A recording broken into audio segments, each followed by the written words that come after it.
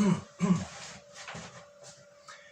all that I can see is just a yellow lemon tree. Welcome to my Darkstar Hub. I'll be reading from a piece of paper. I don't have a teleprompter and no one's holding curse. So consider me afflicted with the multiply sclerosis, senility and dementia. Just like Presidents Biden and our dear Leonid Ilyich Brezhnev. It's only 7 pages. Couldn't you memorize it? Действительно, it's true. Today I'd like to analyze the cult criminal thriller, specifically the 1999 Ghost Dog, The Way of the Samurai.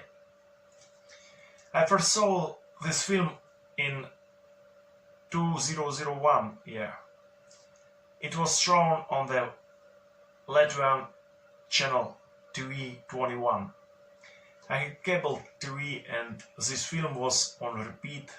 We watched it in snippets, switching channels without really submerged into details.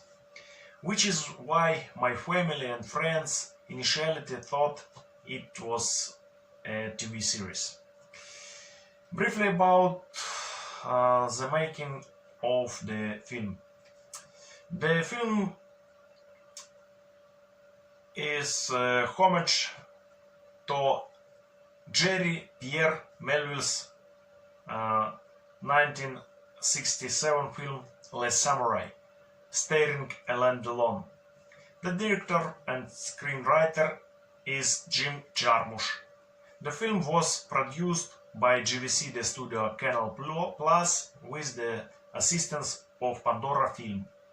Much part of the film's soundtracks was composed by RZA, Robert Fitzgerald Diggles, leader of the hip-hop group Wu-Tang Clan, and actor Forest Whitaker himself. The film's plot revolves around a killer who was once rescued from a gangland shootout by Italian mafioso Louis, played by John Torme, and to whom Ghost Dog owes his life, Ghost believes now. But in my honest opinion, the film is more about friendship and humanity. This is exact what I'll tell about you. The film begins with an exposition. A ghost dog, like Carlson, lives in a small house on the roof of high-rise building. A ventilation deflector rotates rhythmically, providing airflow. Behind him is an analog TV antenna. Birds perch and circle everywhere. Our hero has a pigeon post. It's twilight. Against the backdrop of city lights, in distance, an incandescent lamp glows softly near the house. Inside is a chemidan with incense, a tape recorder and vinyl. Our hero sits at a carpenter's table where he usually repairs weapons, reading the book Hagakure, Hidden in the Leaves, the ancient code of the samurai. Our hero leaves his lair and heads off to another job, by the way stealing someone's Lexus GS 400 model. We won't go into the technical details of the code grabber. The car was parked near a bar, and on his way there, Ghost Dog passes a cemetery, hinting at the upcoming events, setting the tone and reminding us not to overindulge in alcohol.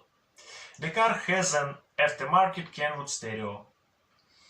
A police patrol car is driving into opposite direction from where the dog is hidden. A directional hint about the different roads. A semi-trailer truck also passes in opposite direction. Someone off duty, someone just staring at their shift. Yellow lights flash at all intersections. At a T-junction, left-hand traffic only. Construction, so horses are deliberately positioned on the right. Next scene. We're shown Louis and another Italian handing money to a Chinese man at a Chinese restaurant. An octagonal bagua is painted on the wall. In the back, staff are eating food from boxes with chopsticks. Meanwhile, dog drives up to a house with a for sale sign on the gate and the broker's name Alighieri, a reference to Dante. Dog calls a bug planted in the house his cell phone, and in this time no smartphones. Cell phone, telephone, mobile phone, and a dialogue plays, revealing that dog's job involves taking out some guy who slept with the daughter of a major mafia boss. We recall Pulp Fiction and food messages, and also that the girl has some psychological problems. Inside the house, some cartoon is playing on TV, another reference to the one who's about to arrive. A private house, wires, and a wind turbine and birds. The girl is reading Rasimon. Something is clearly wrong between them. Louis declines the offer of more wine, but drinks it. Frank remarks to Doc, whom he mistook for a burglar, "What the hell? What do you want? Do you want my Rolex?" But his tirade is interrupted by a laser sight. Louis gives Doc Rasimon to read. Why did I start with this episode? It's the introduction. The book, like its plot, is fluid. Rasimon describes the sometimes chaos of the world around us and some not so ideal ways to deal with it in the style of "It's not us, it's life." Read if you can. Some would be taken, but they won't make it, and some will make it, but they won't be taken, as they say.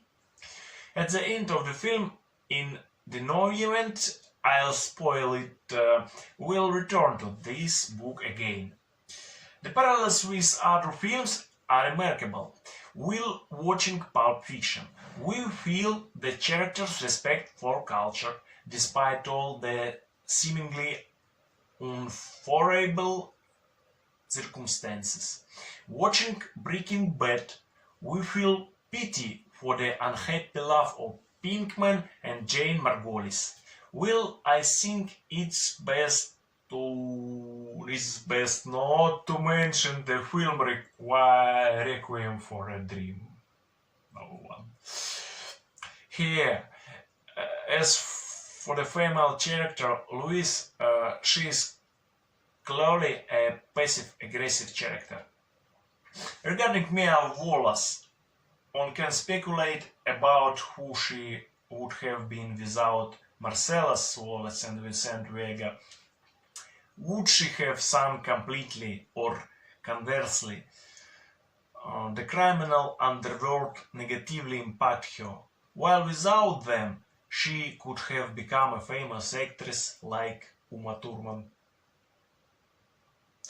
The plot doesn't reveal her backstory.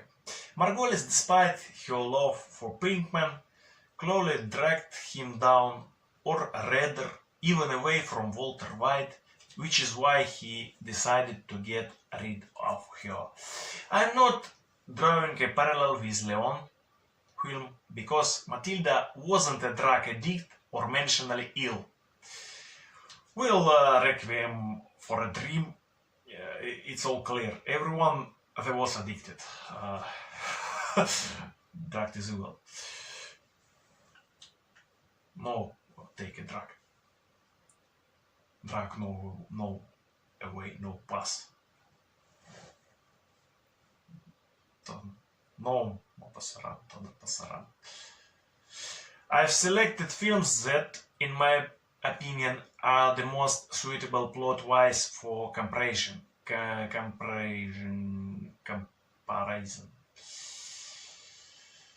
Thus, Lewis is a passive-aggressive actor here, a catalyst for events like Mia and Margolis, and a kind of eminence grace for the entire film. But let's move on. The pigeon post is working. The dog sent a letter, make it urgent. This is also a funny scene where among the elderly mobsters, another incarnation of Cartman from South Park, an ill-mannered boy throws toys out of the window and swears. Also here members of the Bloods gang dressed in red appear in the frame. I think I got the color right. The dog goes from the electrical store to the pet store, symbolizing the movement from technology to nature. Another funny scene. The dog passing through the alley tries to save a nerd in glasses from a nerd, but the robber deftly, karate style, stuns the attacker with a roundhouse kick.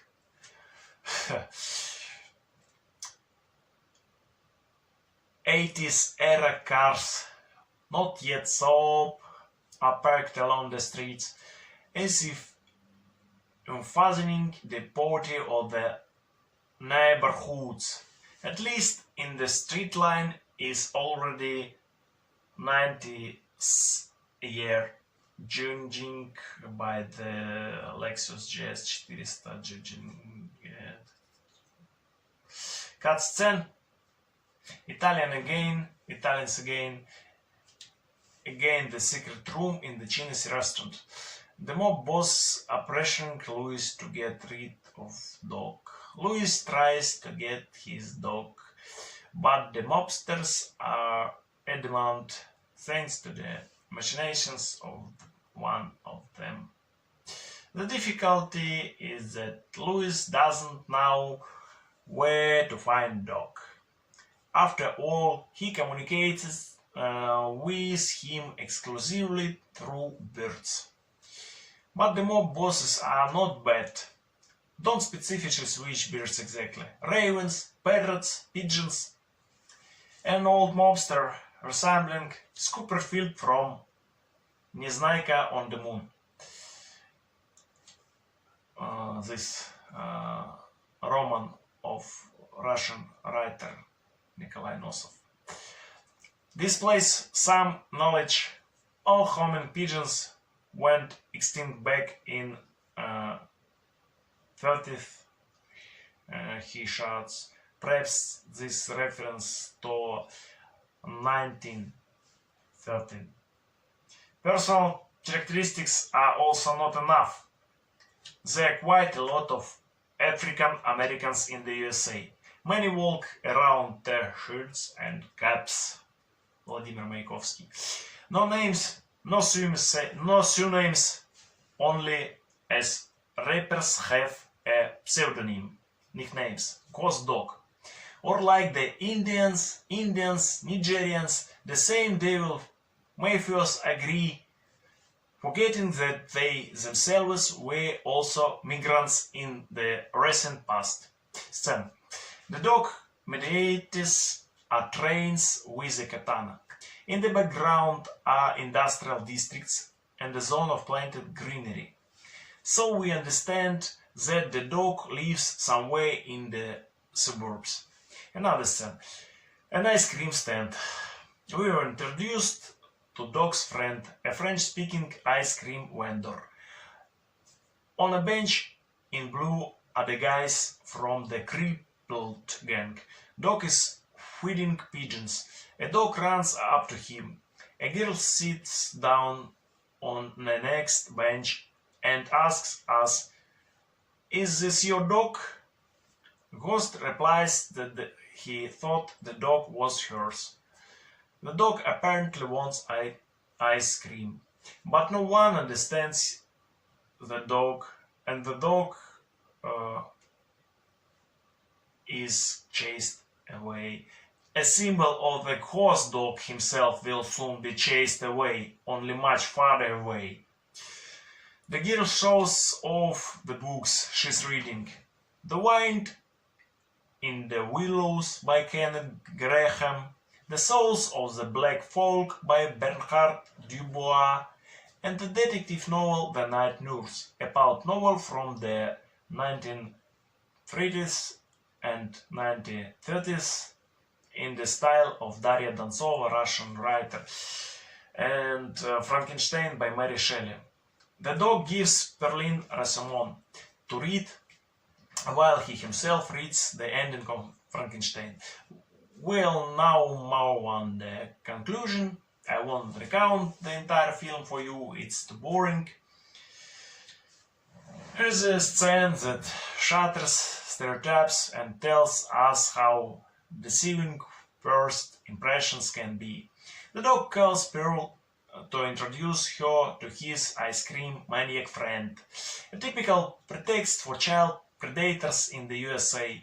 Pearl initially replies that she's not stupid and doesn't fall for the persuasions of strangers, but after telling her mother where she's going, she follows Ghost away. And so, the denouement at the end, the film. Raymond's ice cream stand again. Everything isn't the best traditions of the film brother, Russian film. See you may can. The host leaves Raymond a suitcase with money and disarms Ray so he can't help to him. Perlin gives the host Rasomon she's read, and the host in return gives he Hagakure to read book. Louis' voice is heard. The host tells Perlin it's time for her to go to home. Cut scene. A white empty street.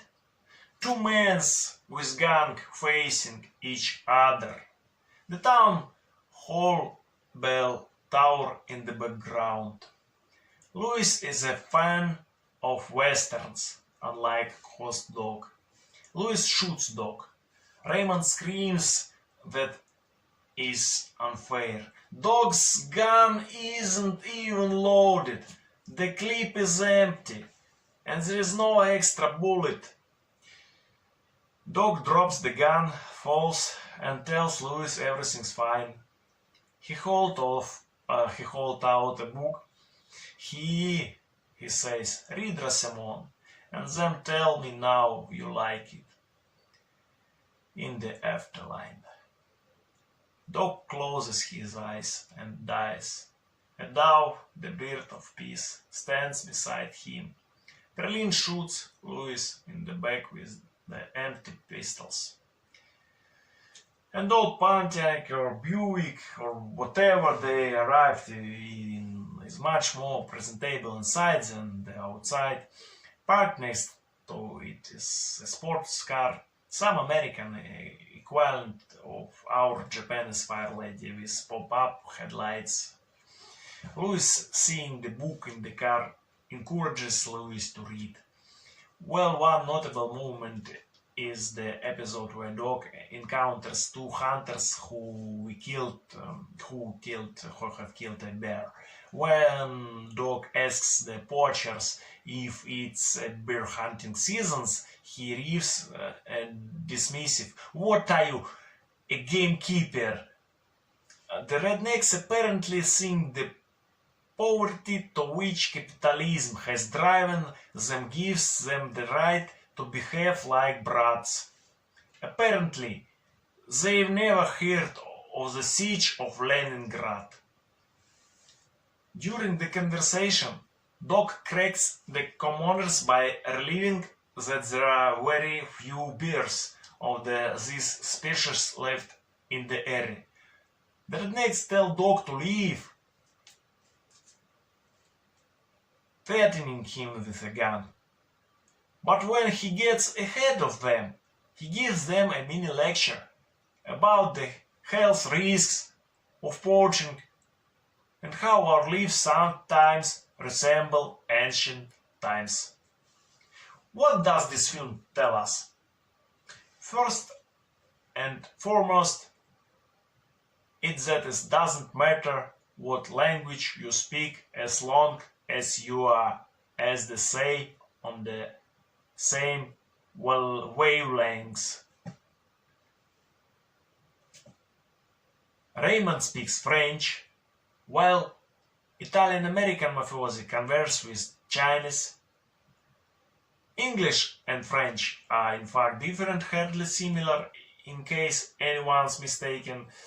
Also, the Russian dubbing doesn't take such nuances into account. Conversely, you can completely misunderstand each other and practically live in different dimensions, even if you are a citizen of the same country and speak the same language. As we see in the episode with the policewoman and the sea around us, Louis didn't want to dump the dog until the end, but the vicious criminal system ruined them all. They're obviously now where, with their knowledge, skills and finances channeled into peaceful channels, they could have achieved much more. Explore, spare and other plants, protect nature and don't kill each other. And that's all for today. Until next time. It's always the same season there, either autumn or spring or some vague summer. I can tell the trees seem to be. And next time Tizra analyze it, films that's Slide and Korolov. Тот самый. By the way.